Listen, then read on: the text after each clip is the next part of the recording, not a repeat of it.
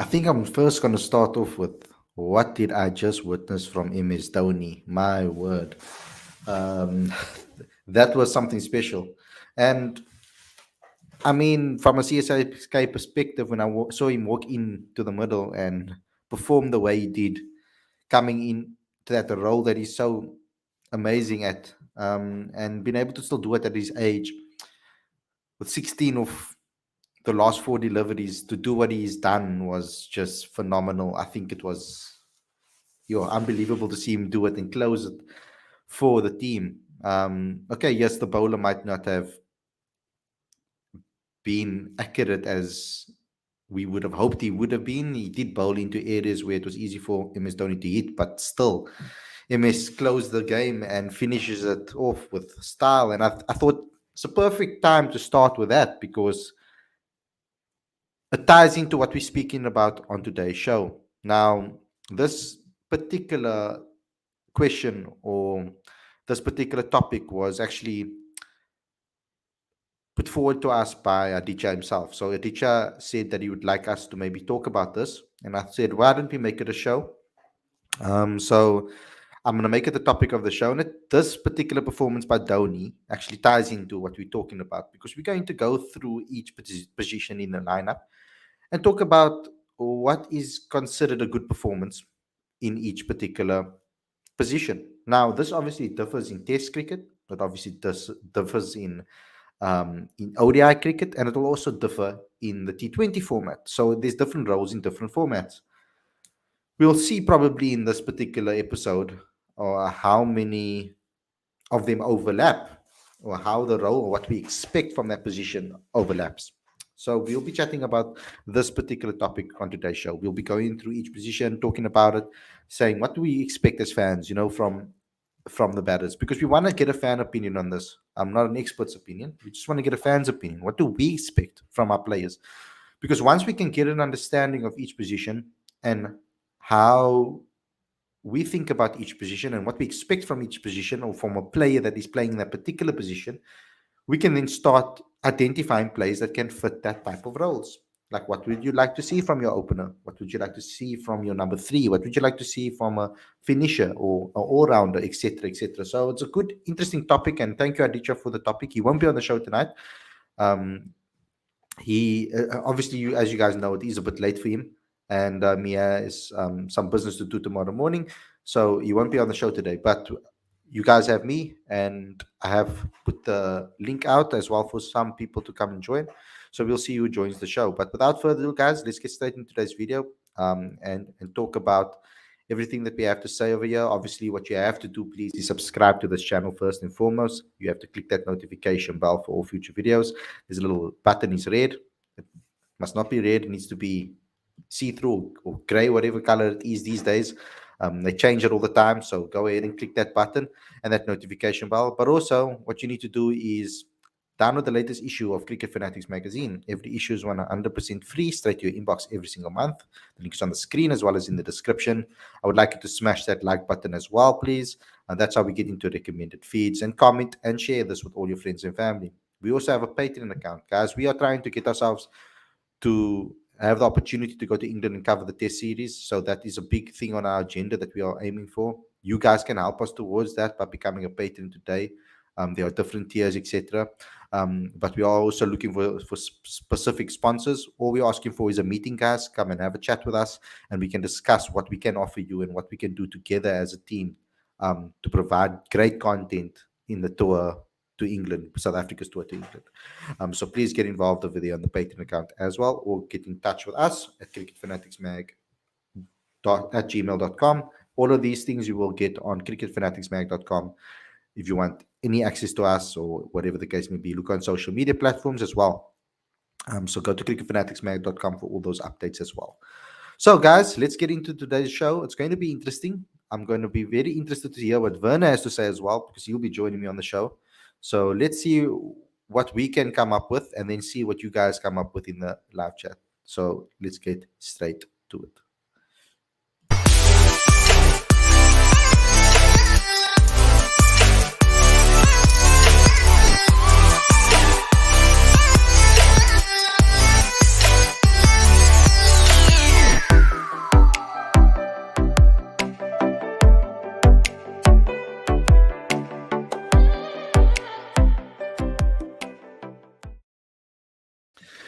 Good evening, everybody, and welcome to Cricket Fanatics Magazine. This is your daily show. I'm your host, Khali Mahidan. This is my co host, Verna.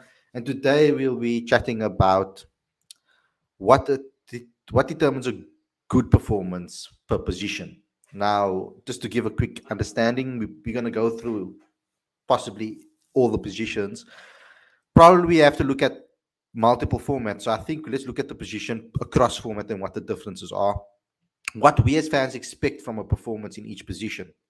So from our openers, we can actually put that together as one almost, what we expect from our openers in Test cricket and then ODI cricket and then T20 cricket, etc. And try to get an understanding of what us as fans want to see or what we feel when we're watching those our players play in the middle and what we expect from them as players. I did give a quick shout out to Dhoni as well for the way he performed today, but I also have to talk about Pretorius and also the way he took on Bumrah. I think that was excellent to see as well. We've got Dwayne Pretorius is doing at least getting opportunity to throw his bat, and unfortunately he didn't take it over the line.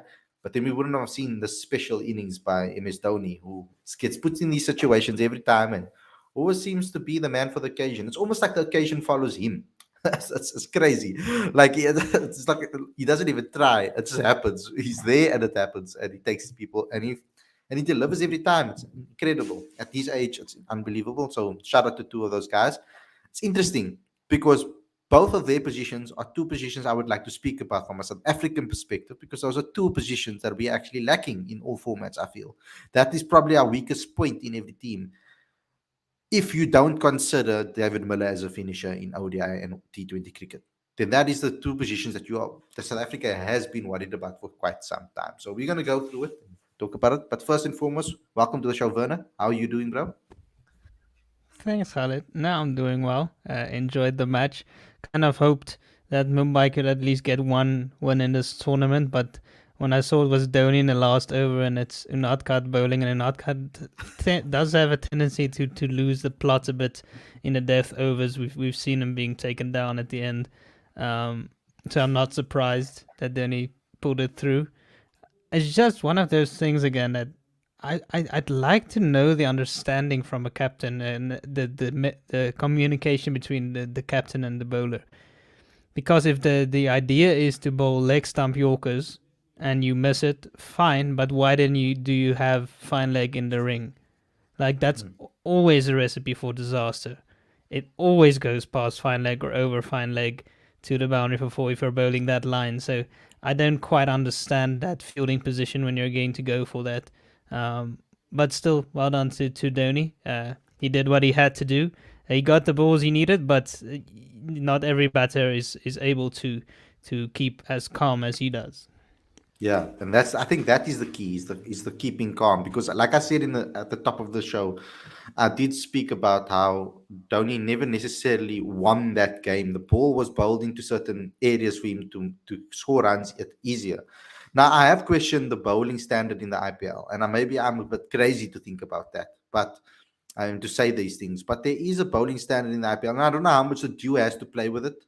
Because we are seeing guys that are generally very good not performing that well. I mean, this IPL, this particular tournament. Now, we've seen some excellent bowling performance in previous tournaments, but it hasn't been the same standard this year around. Even fielding as well. I mean, it's a universal thing, eh? That fielding has been poor around the world, actually. So it's crazy. But let's not talk too much about the IPL. I don't want this to be an IPL show. I think let's start the discussion, Werner. So, like I explained before, to the guys that are coming in now, smash the like button, subscribe, and do all of those things. To the guys that are coming in now, we're going to go in through each position within a team composition. So we're going to go test all the openers in test, and then we're going to go to the number threes, fours, and go down the order, and then basically try and speak about each position and what we as fans expect from players in those positions. So it would be nice to start off with the openers because I mean that's everybody, or we could go from backwards. But I prefer doing talking about the openers first. So in Test cricket, it's obviously there's two different types of styles you could maybe go with when it comes to ODI cricket and when it comes to Test cricket. I think there can be similarities between the two to the two formats, but generally speaking, because of the power play intact you want to get that momentum going early. So generally speaking, you would want one attacking batter over there. If you can get an attacking batter that's a left-hander, and then you have another batter that's a right-hander, that is obviously the perfect combination. Like South Africa was trying to do with Quinny de Kock, whoever bats with Quinny de Kock. We lucky enough to have a person that is world class as an opener in the white ball arena. But let's start with tests first, Werner. At the moment, I'm liking this type of opening partnership between Dean Algar and Sarel Irvia. If Sarel was a right-handed batter, I would probably feel a lot better. But it's fine to have them too if they're going to both perform. But I like this grittiness opening pair that sticks it out and grinds it out. I think it's so important to have players like that in Test cricket these days, because with the different conditions that you have in different areas, in different countries, it's getting a lot harder and harder to bat these days. As we can see, top batters are failing and not putting on the runs. A guy like Virat Kohli, who I thought was just going to get better with age, is starting to lose a lot of form very quickly in all formats that he plays. Um, so when I'm looking at it for an opening position for me personally, and obviously in this particular show, there's no right or wrong answer. That's why I wanted to do this show. I wanted to get everybody's opinion on what they expect, because everybody what they expect is different. So sometimes we will differ on selections, even because sometimes you prefer maybe a different start to what I prefer, or you maybe prefer better finish to what I prefer, like whatever the case may be. So for me personally, Verna, I like this grittiness, having the ideal composition. If we had Aiden Markram and Dean Algar, and a fighting Aiden Markram and a fighting Dean Algar, I feel that would be the perfect combination, because then you've got a grittiness and you've got a guy that can play a more attacking game, and you can put pressure on the opposition instantly, because you can just completely drown them out that way if it works. But this current method that we have with the two gritty type of batters, I feel that it's a safe option. Um, so I'm going to start by saying I prefer the one attacking option and the one gritty option. I think I like that balance in a test arena. What is your preference? Yeah, I do like that as well. But I guess in a test format, it's not really critical. The main job of the openers in the test format is to see off the new ball, right? Mm, Lay platform. If it takes 20, 30 overs to get 60, then so be it. You get through that new ball and you lay a platform for the rest of the batters to come. So that is your main goal. Your main goal isn't to hit a 40 of 40 balls of the new ball necessarily, even though we did see that happen against Bangladesh, because Bangladesh were very wayward in their opening spells in both test matches. So it sort of just happened that way. It's not every day you'll see Algar hitting a 50 of 60 deliveries. It's an anomaly rather than the norm. So yeah, I'd probably prefer an attacking batsman with him possibly. But I like the combination of Arvia mm, and Algar. They do seem to complement each other well. We'll see how he goes from here on out. It's only going to get more difficult once he really starts with some tours. I know, no, obviously he made his 100 in New Zealand, and that was very good. But then now he's faced Bangladesh, so he'll be tested in England, especially if England decide to rectify their selections and pick Broad and Anderson, and Wokes is a different beast mm. in England as well. So, and maybe Ollie Robinson, who started off very well for England. So it's going to be a real test for both of them. But so the main role of the opener is just to see off the new ball. So I'm not too worried about blazing a 50 of the first 10 overs. It's just get through that new ball, lay a platform, and then you take it from there.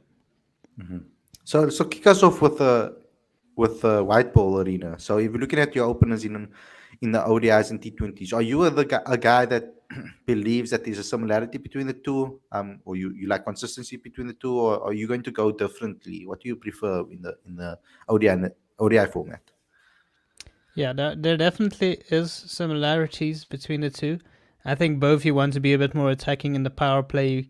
In ODIs, generally, if you can go at about 6 runs per over in the power play, and in T20s, maybe go 8, 9 runs and over in the power play, not lose more than 2 wickets. in the power play. You can probably afford to lose 2 wickets in the power play. That's fine. You don't want somebody to bat out the whole power play, getting 20 of 20. That kind of defeats the purpose.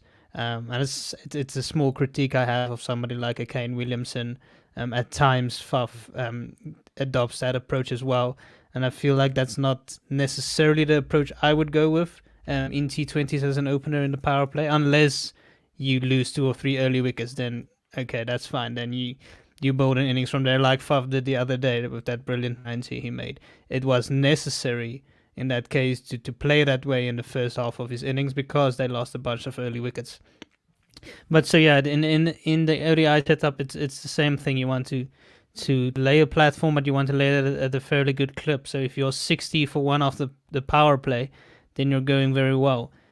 So yeah, it's still the same. You want your openers to lay a platform, but it not being tests, of course, you want it to be a bit quicker. At least one of the guys being as attacking as possible. Somebody like a Quinny will be attacking in the power play regardless of the situation. So it's a good person to have, and obviously we do have that left right hand combination between him and Janneman in ODIs. T20s, we'll see who they end up opening with. It's been a bit of a mixed bag. Maybe they decide to go back to Timber opening with Quinny. Maybe they give Milan a shot. Maybe they send Markram up to open, but I don't think that's going to happen now that he's sort of done well at 4. So, but yeah, so just lay a good platform. Fairly good clip in limited overs matches, but still openers. I guess I think that the main difference is it's a lot easier opening in the limited overs formats than it is in the test format. The ball isn't swinging around as much. The pitch generally isn't as lively as it would be for a day one pitch on a test match. It's specifically prepared that way. So it's a lot easier, and that's why they do have the ability to take the bowlers on more as well. That new hard ball, you have hard balls from both sides in 50 overs cricket as well. So generally in that format, I think that's where you want to be as batter. If you're a good batsman and you want to make runs, you probably want to be an opener or a number 3. Like for me personally, I maybe want to see something a little bit different in T20s than I want to see in ODIs. I like to see the one batter almost not anchor an innings, but like bat through an innings deep.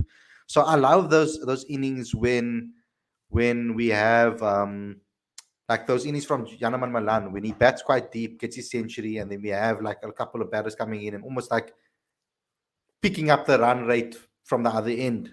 I like that. I like to see that the batters coming in batting freely and one trying to bat through the innings. I like that because it gives people the freedom to be able to go out to the middle and just play their natural game and have, that support. Having that one anchor through an innings is, for me, in 50 over cricket is so important, I think. So I like that balance. So we have it because Janneman's game in ODI cricket is very different in T20 cricket. So if you can get that balance and get an adaptable batter, 2 adaptable batters, then that is even better. Because if you can get that, that's perfect. If you could get 2 adaptable openers, and I think that's why they were pushing Aiden so hard to be an opener. Because we clearly see that he has the ability to be able to adapt his game no matter where he bats. We've seen him play almost like a finisher, we've seen him bat in the middle order, and we've seen him bat as an opener. And he's a very adaptable batter. And I feel that Rassie van der Dussen is similar. Rassie, dependable on the format, of course, but Rassie is very similar in that manner. I feel that he can bat as an opener, he can bat as a middle order batter, but maybe not as that powerhouse finisher.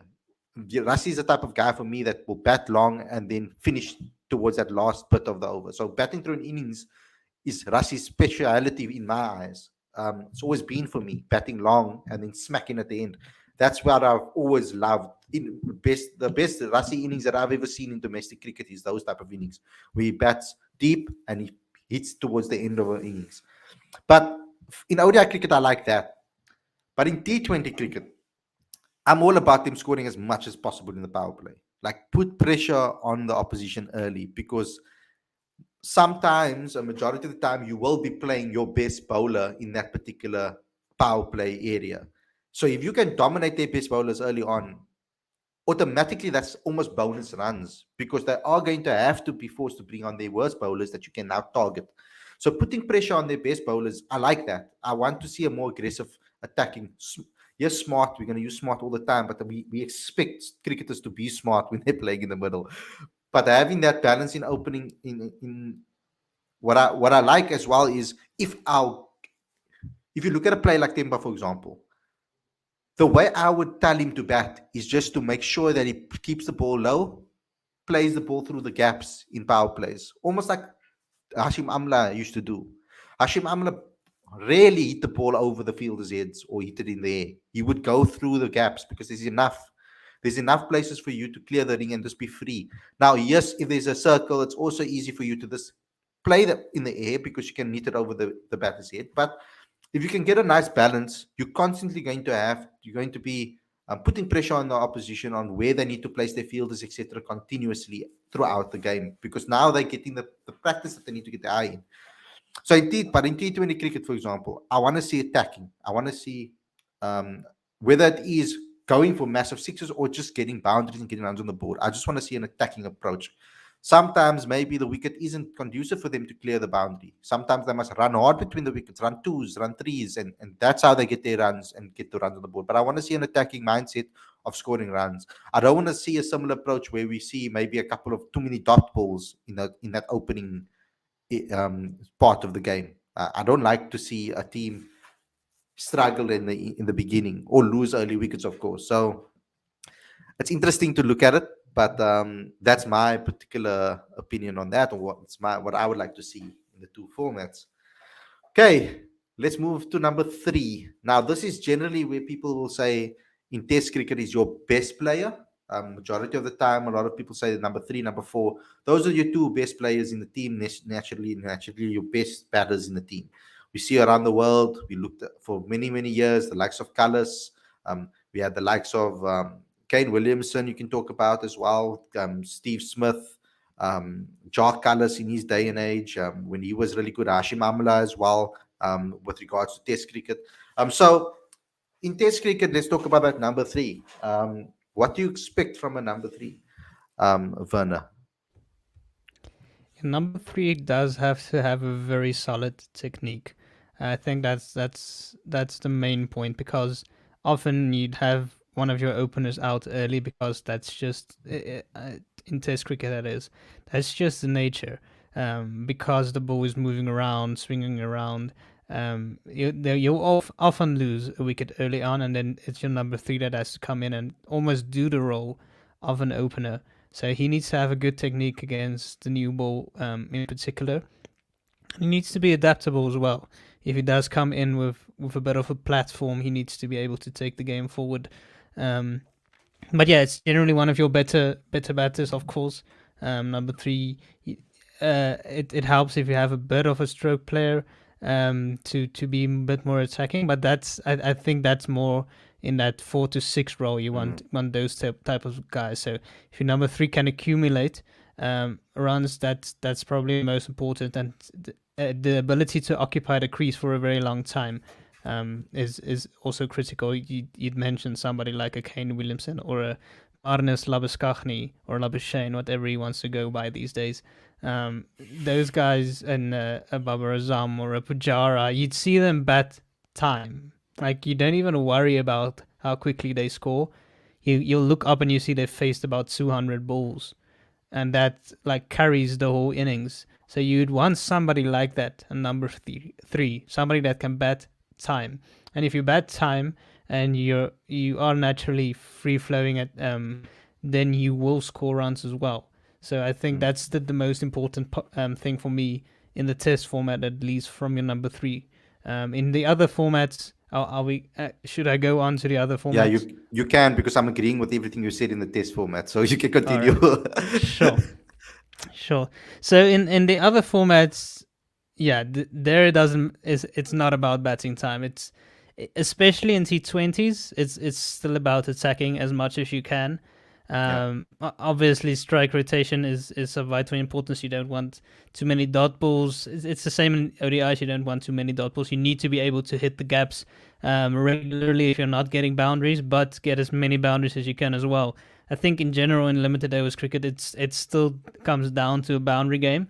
Especially T20s, you need to be able to hit boundaries, hit sixes, But in ODIs, you can get away with running hard ones and twos, building innings that way as well. We've seen somebody like a Faf du Plessis, even now in the IPL. Okay. I think in that 96 he ran about 14 twos or something along those lines.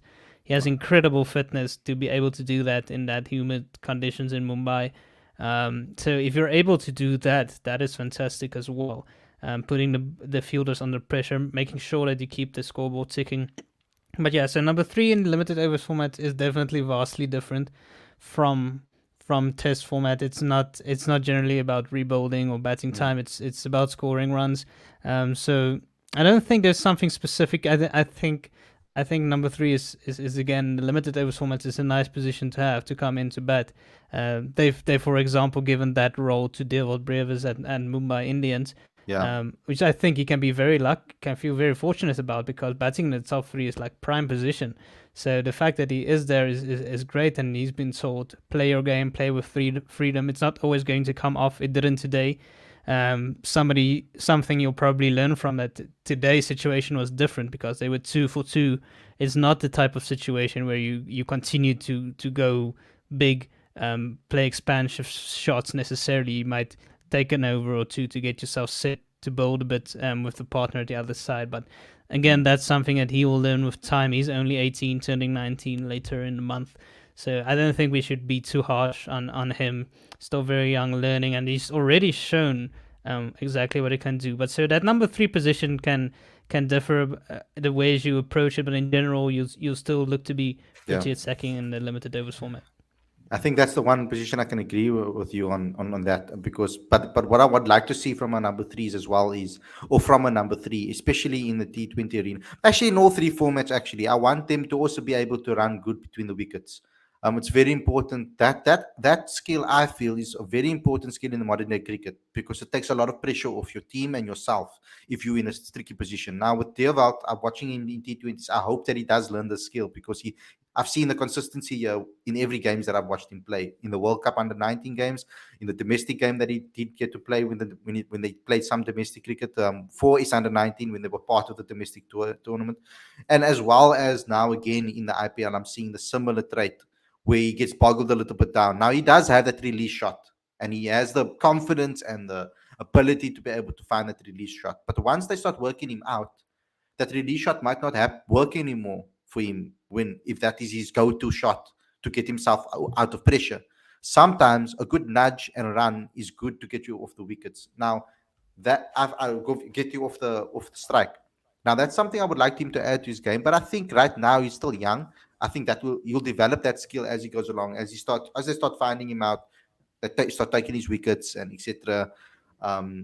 I do like number 3s that do have a ability to be able to run between the wickets. That's why I like a Temba at 3, or I like a KP at 3. Even KP runs very well between the wickets as well. I also like Rassi at 3 because of that particular position. So the 3 and 4, I would like them to be able to build that partnerships, to be able to also run between the wickets as well as strike the ball. So you want your most balanced batters, I feel, almost in those 2 positions. Number 3 is more of a guy that will be able to knuckle down, I feel, and bat right deep and through an innings. Like you'd want your 2 openers that balance. Like I want that in the balance for in the top of the order. I'd like a similar type of balance in 3 and 4. But if I can get 2 flippant Devil Brevises at 3 and 4, then well, I'll take it. But you're not always going to find 2 AB de Villiers in one team. So it's very difficult to find that. So I like a balance, because that means that I believe that running between the wickets can get you out of almost any difficult position in any conditions. I think it's probably the most underrated skill that you need as a batter in the middle order. That's Yeah, my personal opinion. and that's what made AB de Villiers so good, right? So he can hit those big sixes. He can play lap shots. He can play inside out over the cover. He can play all these shots. But his main thing was his defense is solid. He trusts his defense, and he runs very well between the wickets, and he knows how to hit the gaps. You'd hardly see a dot ball from AB. You had one of the lowest dot ball percentages of all time, I'm sure. I don't have the stats like right in front of me, but I remember sometime in the IPL they had the stats up about him and Kohli having the lowest dot ball percentages of all the batters. He's just able to get off strike very quickly, when there's a good delivery, and then a poor delivery he hits to the boundary. It's very simple if you say it like that, but it takes Yeah. skill. And it's something like Devold will learn as the time goes on. He doesn't have that yet. He does get bogged down by good deliveries. He hasn't shown that ability to get off strike on a regular basis just yet. But he's good enough to learn that on and adapt. It's like the quick short deliveries. Right now Mm. he's very slow on it, right? So I'm surprised he hasn't been attacked in that area more so far, because he has struggled a bit with anything that's quick and at his head. He's been slow on the pull shots. So I'm sure it's something that the other players might work out, but then he'll go back and he'll work on that as well. It's just something he'll learn as he goes on. He has plenty of time. I mean, what 18-year-old as an overseas batter goes to the IPL and smashes the biggest six in the Yeah. tournament? It just doesn't happen. So he has all the talents in the world, and he'll learn. But I'm so happy to see him bat at number three. But sorry, didn't mean to drift off to him. But yeah, that number three position needs to be pretty adaptable as well. Yeah. So let's read some of the fans on what they have to say in the comment section. So just Cody says a number three should have a solid technique and be able to play two types of games, a consolidation role, and he needs to take the game forward. KP is perfect. Now I do agree with that. That was basically what we were explaining what we prefer. Lawrence says your number three is the player who can adapt the best in the team. Can come in a time and it can come in at a time and who can immediately dictate what the situation requires. Sorry, I am going to be slower with my reading tonight. Um, so let's look at someone else. He also went on to say number four. We basically answered the number four. Your number four is basically the same as your number three. Yes, we basically did answer it. Let's see if anybody else said anything about this particular position, or otherwise it's just other random chat. Okay, cool. Other random chat. So let's move on. I think four is similar. So let's move on from that. Let's go to number five, because I think this is a very special position. You've seen different types of number fives in the world. You can see the likes of Ben Stokes compared to any other number five in the world is obviously very different. I mean, if you can have a number five that can bowl the amount of overs that a Ben Stokes can, then you are in an interesting little arena for yourself, because you can obviously get more bowlers, more all rounders bat down. And because England is a special type of team, obviously you bat down the order. But I think the five in Test cricket, ODI cricket, and in T20 cricket, I think ODI and Test are the same for me personally. I think the approach needs to kind of be the same. Not from a strike rate position, but from a role position in the team. I want my number five to be able to either chase down what is being laid in front of them if we're in trouble, or I want him to be able to take us to a total that is um, obviously a competitive total and be the in batter if the wickets are falling at the other end. So I feel that he needs to be able to put his foot in here and put a marker in the sand and just hook it in and just say, look, yeah, I'm the anchor right now. I'm going to be holding the fort at this end. I'm not going to lose my wicket in case someone else at the other end, like number six, comes in and he starts smacking the ball and loses wicket. At least I can be there towards the end of the overs to take us home. But he must also be able to put the runs on the board as quick as possible. So there needs to be a balance. But I think the 50 over and the ODI arena are the same. Whereas I think in T20 cricket, you can have big hitters in 5 and 6. And guys that can actually, if you really can find 5 and 6 to be big hitters, and both of them can add a couple of overs, like I think Tristan Stubbs and Aiden Markram in 5 and 6 in the T20 arena is deadly, because both of them can add overs too. They can share they can share 2 overs each. You know what I mean? Because that's a perfect situation that you can have there. And if you have Devat at 3, then you have an extra 2 overs there too. So it creates, like, just as an option. You know what I mean? So, but for 5 and 6 in T20 cricket, I would like to see a more attacking mentality, going out there and just trying to hit the ball to the boundary and try to increase the run rate as quick as possible. And in Test cricket, I would like to see someone that can. So it's obviously different per country, because majority of the time in South African cricket, your number five is the most important batter, because we always seem to be collapsing. So it depends in what country and what conditions and what the situation is. But in a utopian scenario, I would like to say that that's what I would like to see for my fives and sixes. What is your idea on that, Werner? The difference between the two? Because I'm pairing them up like that because I feel that they are paired up like that. You think like that. I think in pairs when it comes to batting. Yeah, no, I agree. The role is similar. I think that's probably the most difficult role to play. Um, at times, not in a test format necessarily. The T20s, I think that middle order 4, 5, 6 is probably the most difficult to implement because it's either going to come off or not. You have to be an attacking batter that can take the game on straight away, unless it's you've lost a few early wickets and then you need to adapt. So it's really that role is the main one where it takes a lot of adaptation. What's the right word? But you need to adapt very well in that middle order, and it's not easy because in the T20 format at least, then the shine is a bit off the ball, so it's not that easy to hit an older ball right from the get go. The fielders are out in the boundaries, so it's almost a specialized role in that format. In test format, I'd like to have a more attacking batter as well in that position. Not necessarily flashy or anything, but somebody that can take the game forward. Somebody like Quentin de Kock, Connie. or somebody like maybe David Bedingham, or Ryan Rickleton, or Ben Stokes. But how many Ben Stokes are there in the world that can also give you plenty of overs? There isn't a lot of them. But somebody that can come in and really take the game to the bowlers, especially when a good platform has been laid. But then, if we've lost a bunch of early wickets, has that game to be able to bat long. So it probably would. I'd love to see somebody like a Ryan Rickleton get an extended run Mm. in the middle order in the test I'm format. thinking of it too.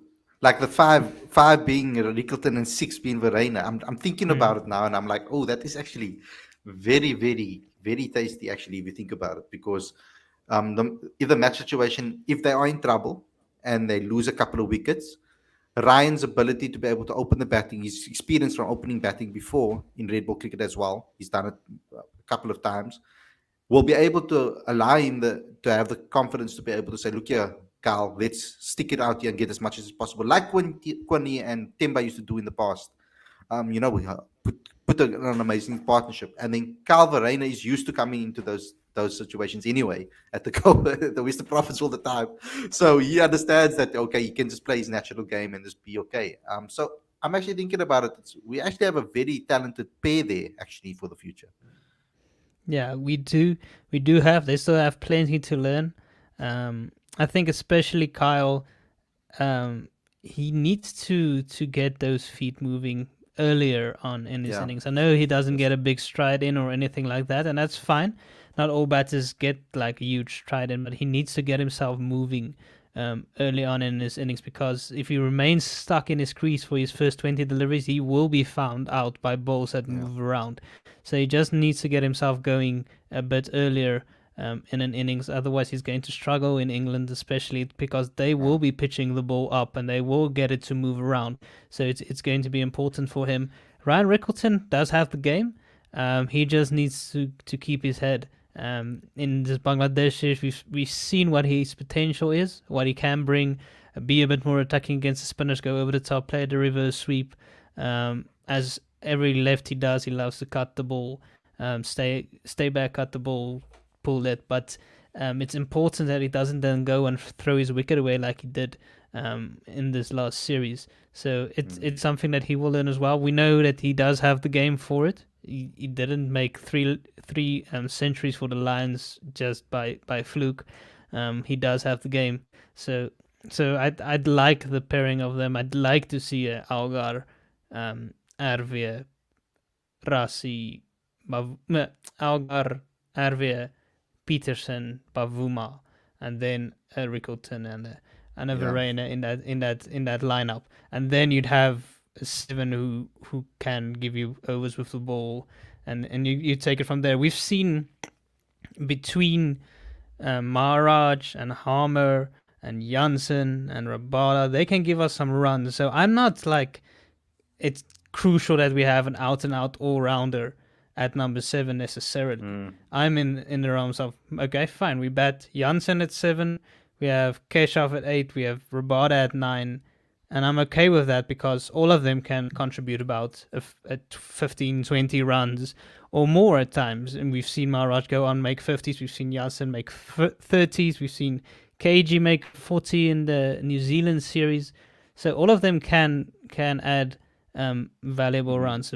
But Yeah. that's a bit off topic now. But yeah. Yeah. You went on to the next because I was going to keep that as a part two, which we are going to do. We're going to keep it as a part two. I'm going to change the title afterwards to batters only because I think we spoke in so much about batters alone. I don't want to make this. I want this to kind of almost be a little bit of a tutorial for some people that maybe don't know much about cricket that are trying to learn about the game. This will be a nice episode for them to learn about what fans expect from batters in different positions. So that's why I'm doing these type of shows as well. That's why I think it was an excellent idea from Aditya to talk about this topic. I just had to structure it in a way that I felt would be beneficial to our audience because otherwise we're going to be over in like a couple of minutes. So Lawrence Bailey, thank you again. Your number 5 is the guy who takes the game forward, who gets the extra 80 to 100 runs in any format. You must also be good at rotating a strike and put bad balls away, but needs to bat through. So I like this because we're going to get different opinions from different people all on the similar topic, which I like because it shows our fans have different preferences when it comes to this. So imagine the selectors, imagine the coaches, imagine the players in the middle. They'll also have their own ideas of what they think for position. So it would be interesting to actually take this activity and move it on to the players too and ask them the same question. Got Lisa Brink that says, I feel our number 6 should be an attacking player, able to take the game away from the opposition, and also should be able to bat well with the tail. Lorenzo saying Stokes, the example on how to bat at 5 and 6. And that's the example I used at the top of the innings because it was the one, he's the outlier when it comes to that 5-6 role. He's a very specific and very, everybody had a Stokes, we would all be in a good position, I think, in South African cricket or in your cricket. So it is a very good position. I mean, he's kind of led the way with regards to what the level is.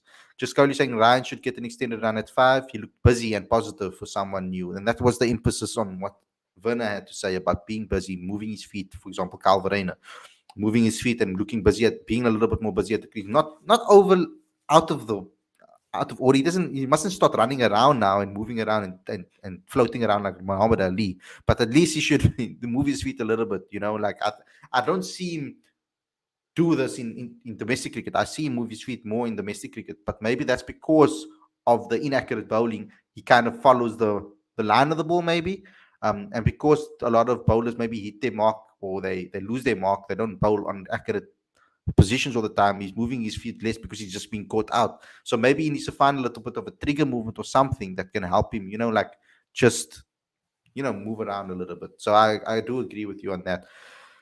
Rickleton is perfect for number 5, and we can end it there. So guys, we will do a part 2 of this probably maybe on Monday. It will be a nice show to maybe move it to obviously because we're going to do our Q&A session tomorrow.